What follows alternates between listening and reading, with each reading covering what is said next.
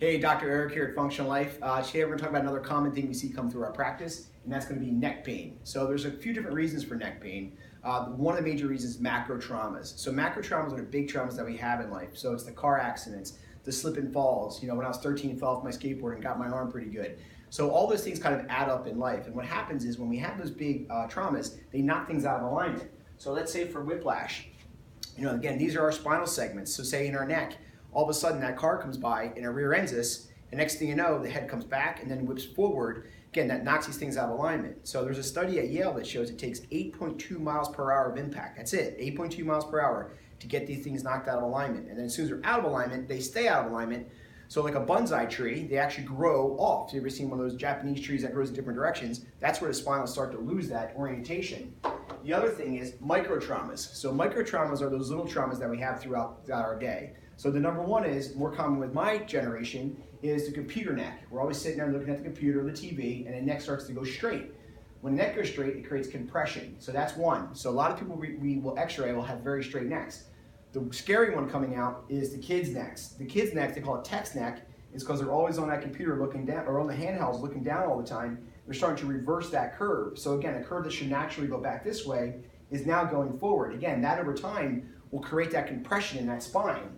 And so what will happen, again, going back to the spine, is there should be a natural curve in that spine going back this way. So this is me looking that way. So that curve in there should have a nice thick sponge-like disc down here that's separating out these two bones, which keeps these nerves nice and full. What you also see on here, though, is that when we start to lose that orientation, we start getting compression. This bone up here is actually being compressed and squeezing over time. What will eventually happen is this will start to wear and tear to the point where we'll actually have osteoarthritic changes occurring in that area. So what will happen is we lose the curve, we upset the disc. All of a sudden we don't have the curve, we go ahead and bend forward, we then exacerbate or injure this facet joint back here, which is that poppy joint that you hear sometimes if you're getting adjusted. But the big one we typically see too is the muscles that attach to it, they get real tight and ropey because we're always sitting there in this rolled position on our computers all the time, or eating dinner or driving that car.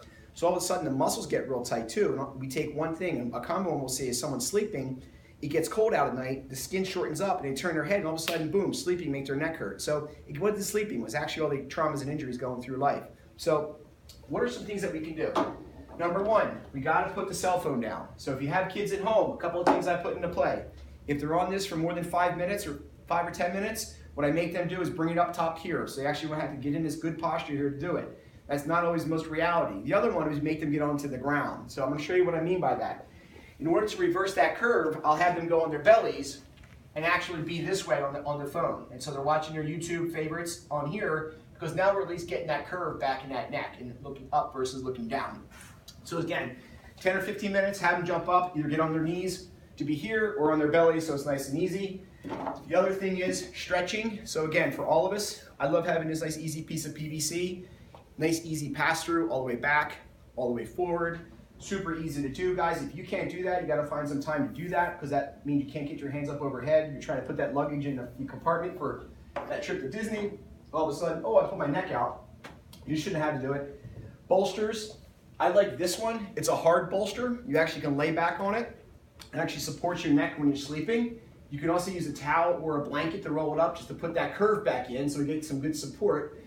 Then the last thing on there, if it's acute. So acute is if you just did it, you woke up that morning and it's really hurting, you want to make sure you put ice on it. So again, 10 to 15 minutes, it'll take the inflammation down a little bit. And then as soon as it starts feeling a little better, give us a ring here. We actually have a little box below. You can schedule in your consult with us. We'll do the checks. I'll see if you can actually do that exercise. So again, take a broom, try to do it. If you can't do it, make sure you schedule with us and we'll go ahead and get you checked out. If you have neck pain, or if you might have neck pain, we'll find out for you. We'll see you soon. What are you doing? Great.